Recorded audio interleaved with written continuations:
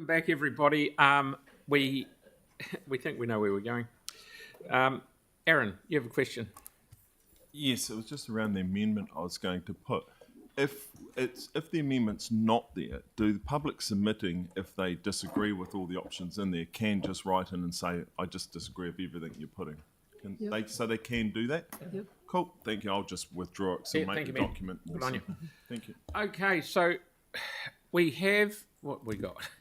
We've got what you've got on the screen, and we have that option, those two, traffic signals 3 and traffic signals 4, and put Sarah's amendment for option A in there, which the mover and seconder have agreed to. So what will happen is, if we vote on this and it goes through, all 3 of those will go out for consultation, which apparently, from what I'm told, is 2 weeks. Is that right, chaps? Yep. It will have nothing to do with the lumps outside Woolworths, because that's a community board thing. And at this stage, it will have nothing to do with a fence. Is that correct? Right? A wee fence along the island, so because that can be put in afterwards, or we haven't got enough information about a fence anyway, so we'll do that. Yep. So I don't think we've questioned it to death. We'll go into debate, so you guys can escape. Thank you. Okay, so everyone's happy. We've got the mover and seconder. Everyone's happy. We know what's happening. And the mover and seconder included. Yes, are happy. yes, That's all yes, in. Yep. yes. And So here we are in debate, and Mark is first. there will be another debate, just saying, by the way. Yeah. Because it's only going for consultation, but if you want to say something, I'm not going to stop you. Thank you. It's been a long road to get to this point.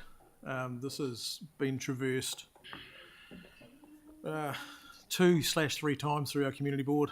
Third time we decided to push it through council so we can try and take the heat out of it and get some solutions that we can potentially move forward with.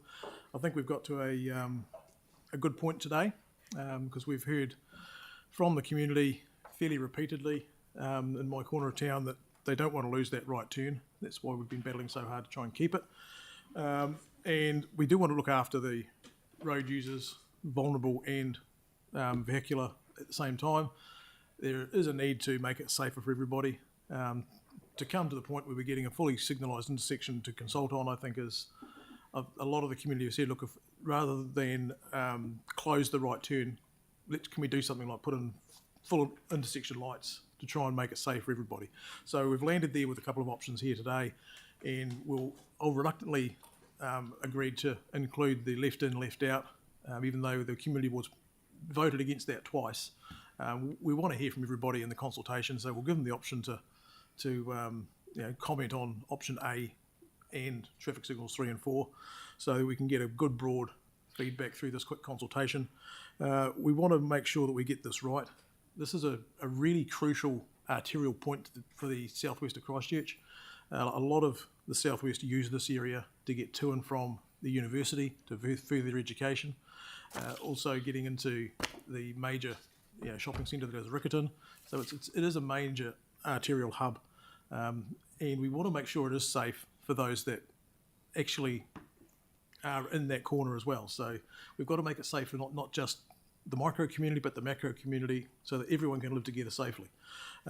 It is a shame that we can't look at less intrusive options than traffic lights, but if that's where we're going to need to land to get progress and to make the area safe for everyone, then hey, we're moving forward with this consultation now. So hopefully the people of Christchurch can jump in on this consultation and let us know in the couple of weeks that they'll be available. Please let us know what you think of this. Please allow this corner of town to progress, allow this corner of town to safely reside together, and everyone get where they need to get to safely. That's really the goal, without having to congest everything to a total standstill. Being the arterial that it is, there's nothing worse than having a blocked arterial. You can't do heart surgery too regularly, so let's try and get this right, and let's listen to the people as they tell us, and hopefully we can get this landed and moving and get this all sorted and put behind us so that we can move forward into a bright new future in Church Corner. You wasted 4 seconds. Andre. Been learning off Yanni. Thank you. Yeah, I mean, we've got to make sure all our board members do speak, don't we? We've got an accident here every few weeks, every 6 and a bit weeks on average, and it's the same causes each time. It's right turns. My view is that motorists should be able to get home safely without getting T-boned. Personally, I prefer to keep the right turn open if we can, and safely avoid accidents also no longer occurring every few weeks. No one wants their journeys to take longer, and no one wants to get T-boned going home either. When you do get T-boned, your journey takes a lot longer. So if we can balance those things, that would be the ideal. Just on the amendment, I mean, the public should always be able to see the different costs and options on things, but also potential traffic delays. Concerns over traffic delays are the exact reason why this has ended up coming to council. So for those sort of facts not to be included in this consultation will entirely defeat the purpose of why we're here and continuing this process. So I will be supporting that, and I think it's pretty important that kind of thing is included. We want a consultation to be meaningful and to go with different options. So that's what we'll do. And if we can stop those accidents and keep a turn open, that would be a good outcome. And I hope that is where we end up. Thank you. Thank you. I will always ear to the local councillor and the community board, because I think it's important to talk to the people that know their community, because this is not my community. But what I have always said, and I've said a number of times, is people have to respect the communities they are driving through. That is a basic principle that I live by.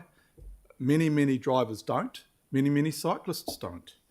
But I think if we're going to do something, let's do it right. So I'm not too worried about the amount of money, as long as it's done once and done right. Because if we look at this particular intersection, the amount of growth outside on the edge of Christchurch is going to cause this future problems with more traffic. So let's get it right. Let's respect the local community.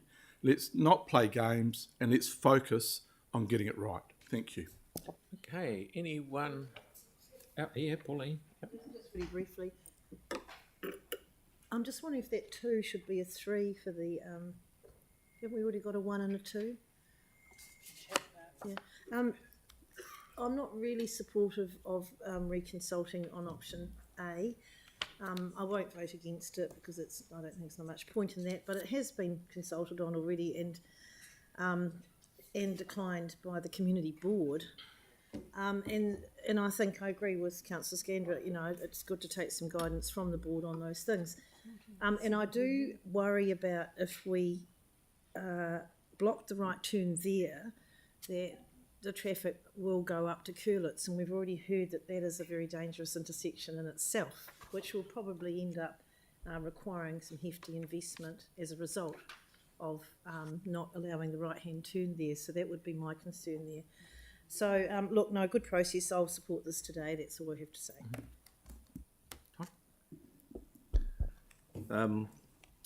I just want to speak in support of the motion. I wasn't going to speak, but it's just good to hear what people have had to say, and I'm really happy that that councillors have been able to find some common ground and come up with some common sense solutions that may cost a bit more, but you know, there's what price can you put on safety? So it's really good the options that we've come up for consultation. So congratulations to the local councillors. It's not my area, as Tim said, it's not my area either, but my daughter's 2 days away from getting her restricted driver's licence, and she's just bought a car, which she loaned me today, actually, which is by the by, but anyway, so, but I'm quite proud of her doing that, and every day she's going to be driving pretty much through that intersection in her car, and so, you know, I've got a vested interest in seeing it safe, so it's really good that we've got together and are coming up with common sense solutions. So that's why I support this. Okay. Right, me just roughly, I certainly support this. I like what the staff have come up with, options 3 and 4. We need to put option A out there for people to be able to see what's going on. I tend to lean towards option 3 because, not that it's predetermined, but I tend to lean towards option 3 because it keeps flow going. So we're able to have safety, and that's very important. But as some of the councillors have said, there's a lot of growth going on out there, and we do have to keep flow going. We've got to get people out of town and into town without making things too disruptive, and 3 and 4 do that, and also look after the accidents for the T-bone thing. So I'll support it. Kelly? Yeah, just quickly. Look, I'm really impressed with the fact that the local councillors have actually come to a consensus. It took a wee while to get there, but I think it's sensible. At the end of the day, this is about driver judgments. Drivers make mistakes, and there have been enough crashes there to show that there are enough drivers making bad calls, whether to cross and they get T-boned. We owe it to our communities to make sure that if a lot of them are making judgment errors when they cross an intersection like that we need to get involved and make sure that that doesn't happen. And I think that's a good point that Councillor Fields makes about his young daughter driving. It just those young people who start to drive are probably the most vulnerable as they learn to come to grips with the traffic systems, and I think that this will help make things a lot clearer. So I'm happy to support it. Okay, so I will put yes. Tyler? I better.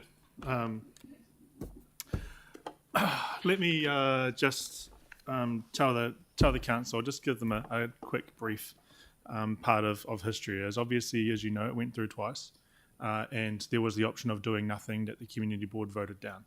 And doing nothing is not good enough, to be honest. In my ward, in a ward that I love and I know off the back of my hand, every single street I know because I go out to those streets. And the things that I see on the day-to-day basis is obviously there's an inequitable part within Riccarton. Obviously there's 35,000 vehicle movements through that ward. It's the most busiest ward in the city. And yet, if we're looking at the long-term plan, out of the capital project, you get $54 million out of that. There are other wards that have more than that. Water, transport, and $0 budgeted for parks is absolutely blasphemous in comparison to what the rest of the city could get. Now, I am going to also remind my colleagues that it was actually nearly lost at the community board level to go to council to consult on a right-hand turn. If we refer to the minutes from the community board, I had to fight tooth and nail to get this across the line. And the funny part is I actually used the democratic system to be able to get it to this point, of which took many, many months to do. Now, I noticed also that there's 83 reported instances of T-bone crashes. Now, let me highlight the word reported, because when I was driving back to my house when my wife was unwell, I literally saw a crash right before my eyes, which was actually pictured in a lot of the briefings that we saw today. Now, my voice actually doesn't matter. So if I say, I've never seen a crash in my life in this intersection, it doesn't mean it doesn't happen.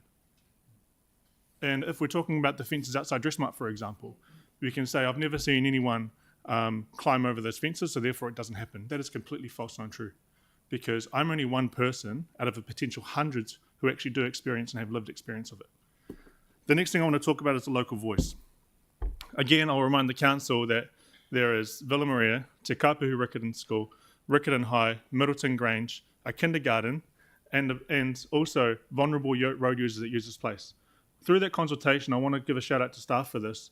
They actually made changes accordingly, like the retirement village, talking about the dangerous slip lane that they saw into Curlitz. I understand it may be a traffic hold up for now, but once the traffic lights change and it gets signalised well, it'll be free flowing. Now, the retirement village said that they cannot cross the road to get to Church Corner. That is crazy to me, that someone would want to go out for a stroll and they actually can't cross a road. That actually makes me really sad, to be honest. And we have a kindergarten, St. Peter's, where Liz came in and actually gave a deputation, which was fantastic. But I must also add that the family's voice matters, and the ones that walk to and from that kindergarten on such a busy stretch of road, there needs to be some sort of intervention for that. Now, just up the road, off Curlitz Road, going into Service Street, there's actually a young person who got run over on a scooter because of a fast motor vehicle using momentum to travel around a corner and put a child under a car.